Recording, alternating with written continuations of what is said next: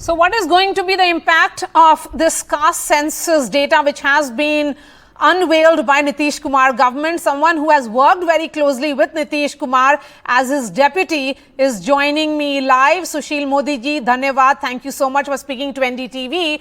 Is this Mandal 2.0? And help us understand, why has Nitish Kumar made this pitch? See, now Mandal and Kamandal both are with BJP. So the Mandalite parties, they are nowhere gathering the OBC votes. Once upon a time, Mandal was with them and Kamandal was with BJP. Now by the OBC face of Narendra Modi and the kind of support we are getting amongst the OBC, Lalu Yadav, Nitish Kumar, they may try their best effort, but they can't try so that the OBC vote. And see, this caste census was taken a decision during when BJP was in power in Bihar. ये जो निर्णय हुआ, ये लालू यादव की सरकार का निर्णय नहीं है.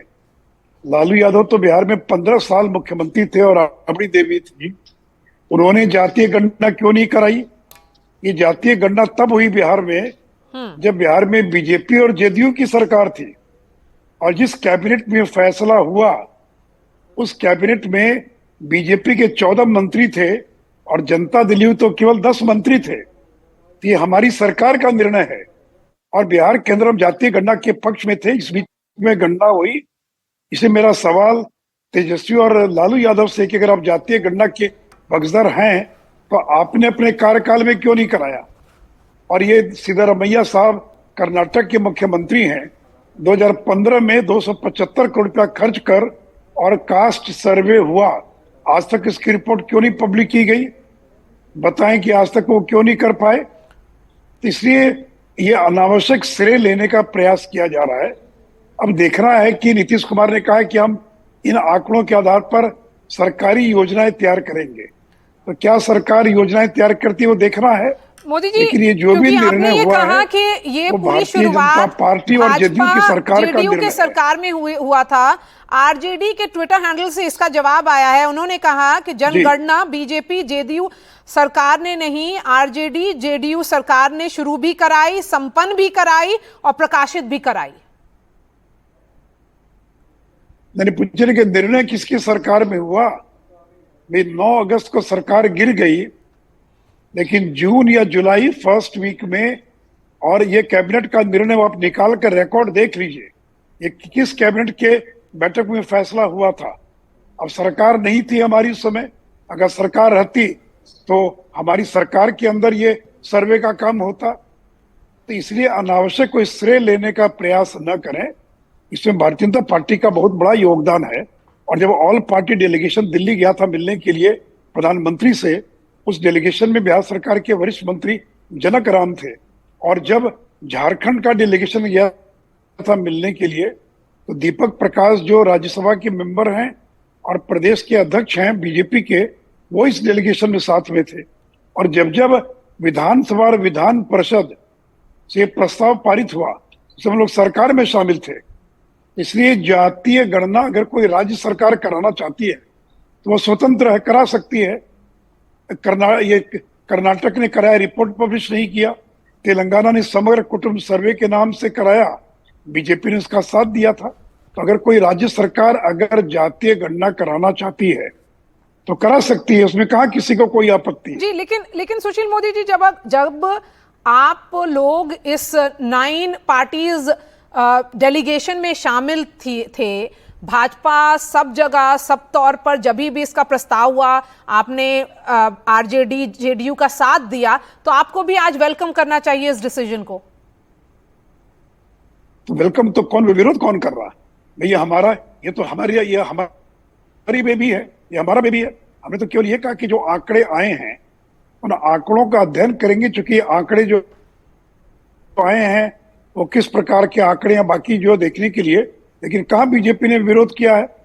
अगर हमारी सरकार का निर्णय है तो हम विरोध कैसे कर सकते हैं इस सर्वेक्षण का?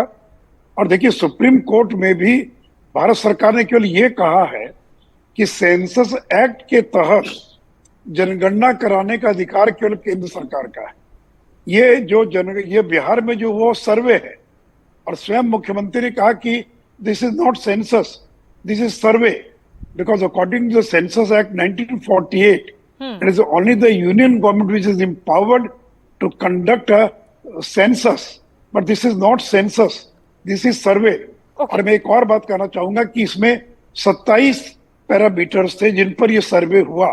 तो नीतीश जी से मैं आग्रह करूंगा कि आपने एक पैरामीटर रिलीज किया है, बाकी जो 26 पैरामीटर्स हैं उन पैरामीटर्स को भी रिलीज करना चाहिए, और स्टेट का केवल कंसोलिडेटेड फिगर नहीं बल्कि पंचायत लेवल या ग्रेन्युलर लेवल पर, लोअर लेवल पर, पंचायत हो, गांव हो, जो भी लेवल है वहां पर किस जाति की कितनी संख्या है इसका भी डेटा सार्वजनिक करना चाहिए। और अंतिम बात मैं ये कहना चाहूंगा जी कि पिछले साल जो बिहार के अंदर ये अर्बन लोकल बॉडीज का इलेक्शन हुआ था, उस समय बिहार सरकार ने एक डेडिकेटेड ईबीसी कमीशन बनाया था।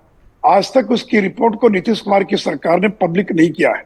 तो मैं जानना चाहता हूं नीतीश जी से कि जब आपने डेडिकेटेड कमीशन बनाया तो आज तक उसकी रिपोर्ट को आपने सार्वजनिक क्यों नहीं किया? और सिद्धारमैया मुख्यमंत्री हैं, 2015 में आपने 275 करोड़ रुपए खर्च कर सर्वे कराया, तो आज तक उसके आंकड़ों को पब्लिक क्यों नहीं किया गया? लेकिन सुशील मोदी जी, बातों का सवाल ये है कांग्रेस को बाकी को देना होगा। जब ये ये जो पूरी कार्रवाई शुरू हुई और उसके बाद प्रकाशित भी हुआ, ये अभी की जो सरकार है वो जेडीयू आरजेडी की है। मेरा एक सवाल है आपसे, talking specifically about Bihar which has been the cradle of Mandal politics, I want to understand from you, how will this micro-mandalization help these parties, RJD, JDU, and now even the Congress is talking about it politically? क्या इससे actual empowerment होगा? नहीं होगा कि नहीं होगा ये तो देखना कि सरकार किस तरह से आगे इन डेटा के आधार पर योजना बनाती है। लेकिन आज बीजेपी का ओबीसी समाज में जितना बड़ा इम्पैक्ट है, प्रभाव है, अभी देखिए बिहार में 3 बाई इलेक्शन हुए, 2 ये महागठबंधन की सरकार बनने के बाद 2 बाई इलेक्शन बीजेपी जीती और 1 बाई इलेक्शन मोकामा में हमको 64,000 वोट मिला। तो जमाना चला गया जब पिछड़ी जातियां मंडलाई पार्टियों के साथ रहा करती थी। आज नरेंद्र मोदी पूरे देश के अंदर ओबीसी चेहरा है, और पूरे देश का और बिहार का जो ओबीसी समाज है, अति पिछड़ा समाज है, वो आज नीतीश कुमार के साथ नहीं खड़ा है। अगर खड़ा होता तो वो क्यों 2 बाई इलेक्शन हार जाते, क्यों तीसरे बाई इलेक्शन में कल 64,000 वोट आता? आज बीजेपी ने श्री सम्राट चौधरी को अपना प्रदेश अध्यक्ष बनाया है, एक निषाद समाज से आने वाले हरी सहनी को लीडर ऑफ ऑपोजिशन बनाया है। इसलिए वो जमाना चला गया। आज उपेंद्र कुशवाहा हमारे साथ हैं, आज जीतन राम मांझी हमारे साथ हैं, आज आरसीपी सिंह हमारे साथ हैं। पिछले 9 महीनों के अंदर या 1 साल में एक बड़े नेता का नाम बता दीजिए, एक बड़े नेता का नाम जो महागठबंधन के साथ जुड़ा हो। तो नीतीश जी तो दिन पर दिन कमजोर होते जा रहे हैं। अब तो उन्होंने अपनी कमान तेजस्वी यादव को सौंपने का ऐलान कर लेकिन मोदी जी खुल करके भाजपा ओबीसी की राजनीति क्यों नहीं करती? राष्ट्रीय जनता दल को बात यह है Modi ji that India group is trying to counter Prime Minister Modi, who himself comes from the marginalized OBC community. Is this really a recipe for electoral success?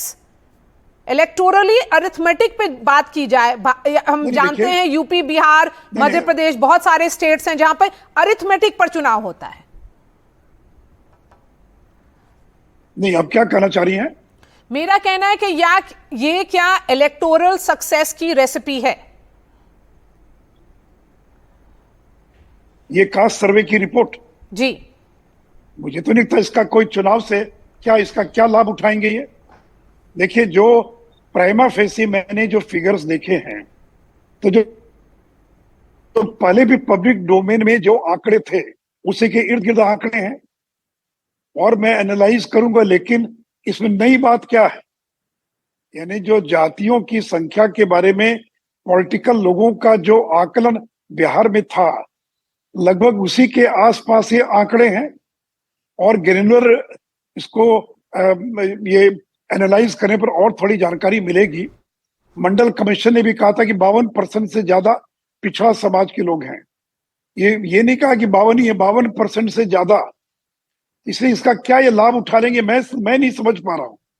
ये इसका क्या लाभ उठाएंगे, ये क्या होगा अगर ये आंकड़े आग भी गए, इसका क्या लाभ उठाएंगे? तो इसलिए मैं नहीं समझता हूँ इसका अगर कोई लाभ उठा सकेगा तो नरेंद्र मोदी की सरकार ही उठा पाएगी, क्योंकि हम लोगों ने पिछड़े समाज के लिए जो काम किया है, ओबीसी एम्पावरमेंट के लिए जो काम किया है, वो किसी दूसरी सरकार ने आज तक नहीं किया है।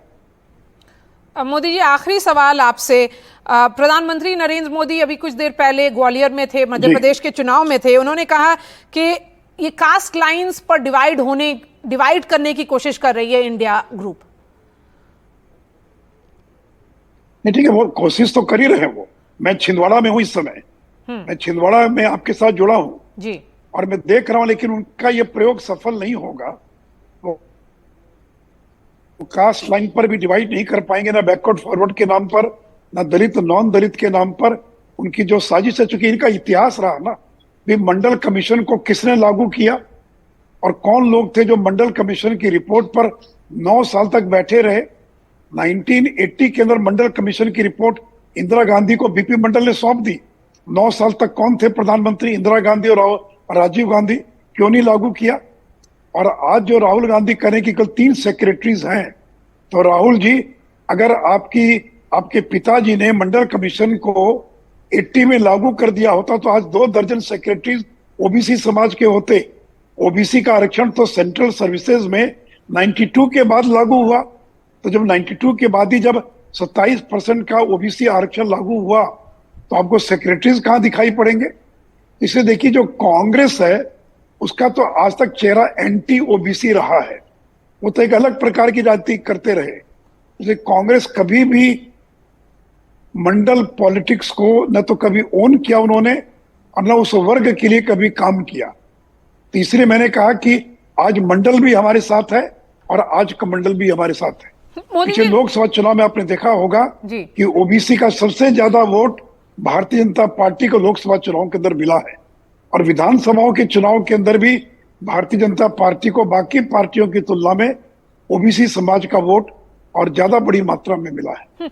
मोदी जी, क्योंकि आपने नीतीश कुमार के साथ कई सालों तक साथ में काम किया है डेप्यूटी चीफ मिनिस्टर के तौर पर, आपको क्या लगता है नीतीश कुमार ने ये वाला जो गैम्बल है वो अभी क्यों इस पर इतना ज्यादा एम्फेसिस दिया था? कुछ महीने से काफी ज्यादा एम्फेसिस कर रहे हैं, और उन्होंने गांधी जयंती का दिन चूज किया इस रिपोर्ट को रिलीज करने के लिए। तो क्या ये माना जाए ये बिहार की राजनीति में एक नया चैप्टर लिखा जा रहा है? नहीं, चूंकि कल सुप्रीम कोर्ट में यह केस पेंडिंग है, कल के लिए संभवतः लिस्टेड है, इसलिए शायद आज उन्होंने कर दिया होगा कि कहीं कोर्ट का पता नहीं क्या रुख रहेगा, ये भी कारण हो सकता है। लेकिन वो देखिए, महत्व का विषय नहीं। अब नीतीश कुमार कोई कार्ड नहीं खेल सकते हैं। नीतीश कुमार का जमाना चला गया, उनका एरा खत्म हो गया, उनका युग समाप्त हो गया। अगर उनका युग रहता तो वो तेजस्वी यादव को अपना उत्तराधिकारी क्यों घोषित करते? तो ये तो पार्टी टूट के कगार पर पहुंच रही है। और मैंने जो भविष्यवाणी की कि जनता दल यू का या तो राजद में विलय हो जाएगा या विलीन हो जाएगी। कल 44 एमएलए तो बचे उनके पास, कल 44 एमएलए की पार्टी है जनता दल यू। इसलिए देखिए, बिहार के अंदर अब जनता दल यू का कोई भविष्य नहीं बचा है। लाख नीतीश कुमार कोई कार्ड खेल लें, लेकिन अब वो बीजेपी का मुकाबला बिहार में नहीं कर पाएंगे। All right, Sushil Modi, always a pleasure to speak to you. Thank you so much for joining us while you're campaigning for your party in Madhya Pradesh. That was Sushil Modi telling us what all his party, the BJP, has done for the OBCs and how he says the Congress has been anti-OBC.